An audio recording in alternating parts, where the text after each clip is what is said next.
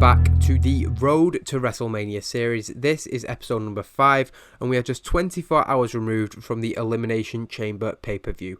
So let's get into what will be one of the key episodes of Monday Night Raw, and one that will set a lot of the wheels in motion for what will eventually become our WrestleMania card. Raw begins with the usual look back at the previous event's action, with Shayna Baszler's victory over Charlotte Flair and Edge's return to cost Seth Rollins and Buddy Murphy the tag team titles, serving as the key pieces of the opening package. After the commentators introduce the show, the Raw Women's Champion Becky Lynch makes her way down to the ring. In a solid opening segment, she says that she has spoken to Charlotte Flair today, and Flair is understandably furious. Becky Lynch says that Shayna Baszler could have earned the shot fair and square and tried to fight Flair like a real woman, but instead she took the route that proved why she is not worthy to hold the Raw Women's title.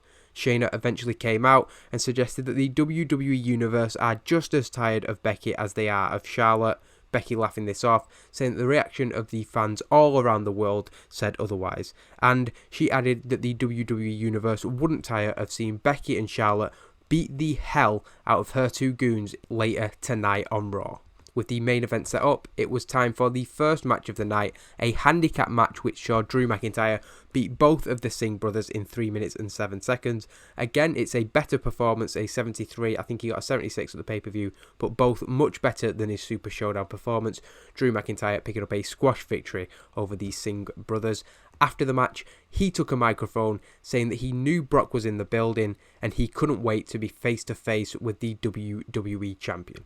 Out of that, Paul Heyman was shown in the back, cutting a promo about Drew McIntyre and commenting on his confident demeanour. Heyman said that Drew could have that right now, but he would be going face to face with his WrestleMania opponent later tonight, and Brock Lesnar couldn't wait to meet him and see that confidence evaporate from the number one contender. Elsewhere in the building, Becky Lynch was shown talking with Charlotte Flair. It was clear that Flair obviously was still furious about the events of Elimination Chamber and didn't really want to speak to the champion so close to having her WrestleMania dream taken away.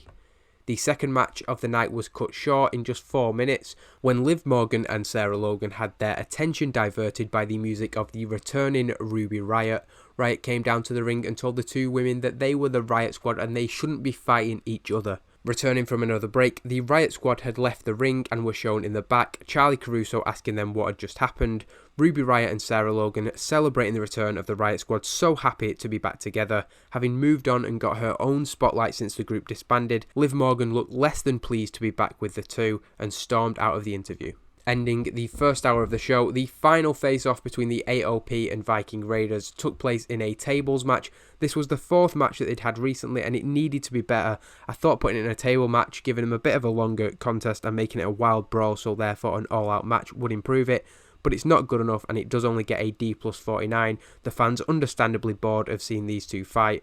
In recent competition, they have each scored a victory over one another, and a third match ended in a no contest. The Viking Raiders this time picking up a victory, putting the AOP through tables and putting an end to what has been an intense rivalry on Monday nights. Cutting away from the celebration of the Viking Raiders, Seth Rollins was shown throwing a fit in the locker room, improvising well as he spoke about being angry to have lost his title. He refused to face Edge, and he said that whatever Edge has to say to him, he is not coming out to the ring as he addresses the WWE Universe.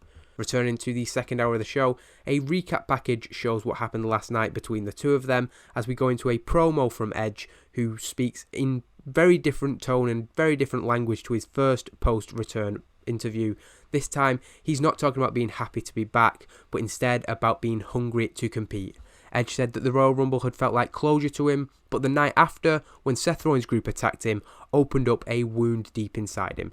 For the last months, he has been picking at that wound, and now there is no going back. Whether Seth Rollins wants to come out and face him right now or not, he's issuing a challenge, an official challenge to Seth Rollins.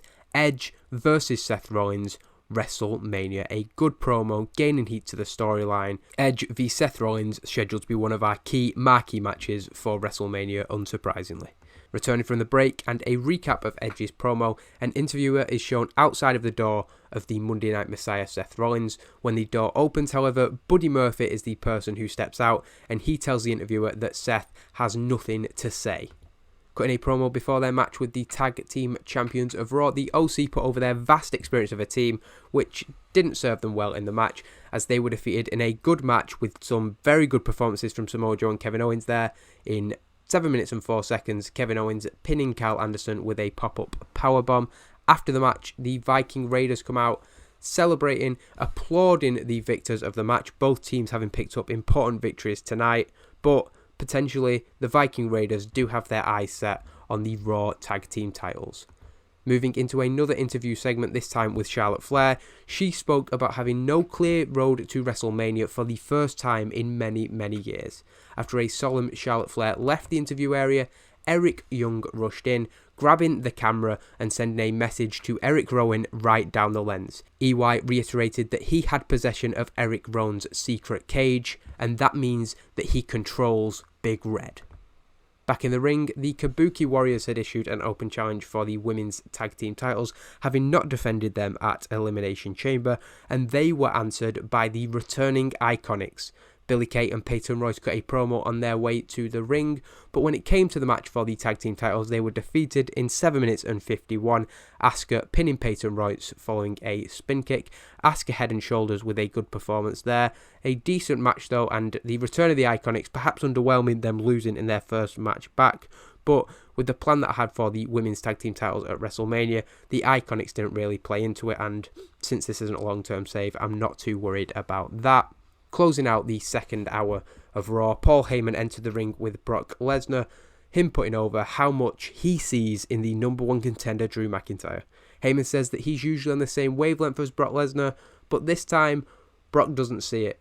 This brings out Drew McIntyre, who promises that Brock Lesnar will believe all the hype when it comes to them going one-on-one at WrestleMania, but in the end, he gets an early preview as Brock does his trademark attempt at the F5, catching Drew McIntyre off guard and picking him up onto his shoulders. However, Drew has this well scouted, and for the third time in their 3 interactions since the Royal Rumble, Drew McIntyre comes out on top. Brock Lesnar has been simply unable to get the better of Drew McIntyre in the build to this, with McIntyre sending Lesnar to the outside once again. Brock Lesnar furious, an excellent segment, the WWE Championship match, the storyline for that, which I haven't even started yet, which is a massive oversight, but that would have been an excellent start for that program to go into WrestleMania.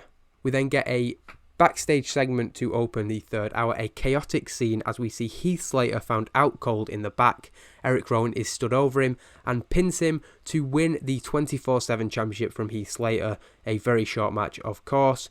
However, Eric Rowan continued to walk through the back and laid down for Eric Young, who became the second new 24/7 champion in such quick succession. This was all the proof that anybody would have needed, that Eric Rowan is truly under the control of the crazed Eric Young leaving with the 24/7 championship, Rowan following behind him. Back to ringside, Zelina Vega hyped up the United States champion and his victory over Rey Mysterio and Humberto Carrillo last night before his match with Randy Orton. This was a good match, a good performance from Randy Orton. He is absolutely brilliant in this mod and does great matches all the time. But it is a count-out victory for Randy Orton when Andrade walks out when it's clear that Orton pretty much has the better of him. As Andrade reaches the top of the ramp, Rusev grabs him from behind, throwing him back in the ring, delivering him to Orton, who hits an RKO to Andrade, the United States champion, seemingly making more and more enemies each week, and I think pretty much anyone can see where this is going, a multi-man match at WrestleMania. Lana and Lashley are then randomly interviewed with questions about Rusev's newfound success since going his separate ways from them, rubbing them up clearly the wrong way. Lana said that they were here to talk about her and Bobby, and lost her cool with the interviewer. Jinder Mahal walked in, looking to defuse the situation, telling Bobby Lashley that he knows a better way to solve his problems. The modern-day Maharaja can help guide him. The penultimate match of Raw saw Aleister Black destroy EC3 in a short match. After a brief blip early last month, Aleister Black was clearly back on the right track, with WrestleMania just 1 month away. After a recap of the interaction between Drew McIntyre and Brock Lesnar earlier, it was time for that main event. Shayna Baszler at ringside, but she could do little as Becky Lynch and Charlotte Flair ran through her allies, picking up a dominant, decisive victory in 8 minutes and 21. Charlotte Flair defeating Duke by pinfall. Becky Lynch apparently head and shoulders above everybody else with a 90 there. That is absolutely incredible. I think that's the best rating that I've seen during the course of this save. Charlotte Flair doing really well, but considerably behind Becky Lynch. Duke and Shafir obviously not very over, only just introduced to storyline, so not doing very well. But it's an okay main event, and I think the rest of the segments means that we're on for at least a B rating I'd expect from this. Following the match, Shayna Baszler hit a cheap shot to her WrestleMania opponent, slamming the Raw Women's title into the back of her skull. Shafir, Duke and Baszler then regrouped at the top of the ramp as Charlotte Flair checked on Becky. She stared down Baszler and co, but they blew her off. They weren't interested. They were laughing. Despite the defeat, they'd come out on top. Flair shook her head in the ring, but it appeared that her night was not over there. Ending Monday Night Raw, the music of Ronda Rousey hit, the former women's champion and star of the UFC, making her long-awaited return to the WWE as the show ended. It appeared as the show went off the air with an excellent 97 rated segment, gaining a huge amount of heat to that storyline. I'm sure Charlotte Flair may have found her WrestleMania opponent.